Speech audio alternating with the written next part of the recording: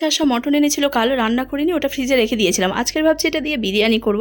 তো অল্প জিনিসের স্বাদ একটু বেশি পাওয়া যাবে। তো 500 গ্রাম চাল আর 450 মাংস। মাংসটা 450 একটু কম হয়ে গেছে, কিন্তু 500 গ্রাম চাল দিয়ে আমি বিরিয়ানি বানাই, তাও 3.5 জন খাওয়ার পরেও বেশি থাকে। চালটা ভিজিয়ে রেখে দিয়েছি, মাংসটা একটু কষিয়ে নেবো, ম্যারিনেট করে রেখে দিয়েছিলাম। তো দেখেই মনে হচ্ছে না খুব অল্প, কিন্তু হয়ে যাবে। সৌনক আবার মাংসটা খেতে চায় না, ওই জন্য আমাদের 3 জনের হয়ে যায়, ও শুধু আলু দিয়েই খাবে আর ডিম দিয়ে। এদিকে দেখো আমি কেশরটা ভিজিয়ে রাখলাম, মাংসটা কষিয়ে নিই না প্রেশার কুকারে, অল্প জল দিয়ে। মটন বিরিয়ানি যখন করবে গ্যাসটা কমিয়ে রাখবে, মাংসটা সিদ্ধ হয়ে যাবে আর জল বেশি থাকবে না, কষা কষা হয়ে যাবে। এর মধ্যে একটু বিরিয়ানির মশলা, গোলাপ জল, একটু পেঁয়াজ বেরেস্তা ছড়িয়ে দিয়েছি, দিয়ে এদিকে হাঁড়ির মধ্যে সাজিয়ে নিচ্ছি। ভাতটা খুব সুন্দরভাবে হয়েছে, আমি ভাতটা পুরোপুরি সিদ্ধ করে নিই, কারণ স্টিমে দেওয়ার পরে কিন্তু খুব একটা বেশি সিদ্ধ হয় না। তো দেখো ডিম দিয়ে দিচ্ছি, আলু দিয়েছি, সব কিছু দিয়ে এরপরে জাফরানটা কেশর ভেজানো, অল্প একটু ঘি দিয়েছি, প্রচণ্ড গরম তো ঘিটা একটু কম রেখেছি। আর আজকে জাফরানটা আমি দুধে ভেজাইনি, জলে ভেজিয়েছি। দেখা যাক, দারুণ হয়েছে বিরিয়ানিটা।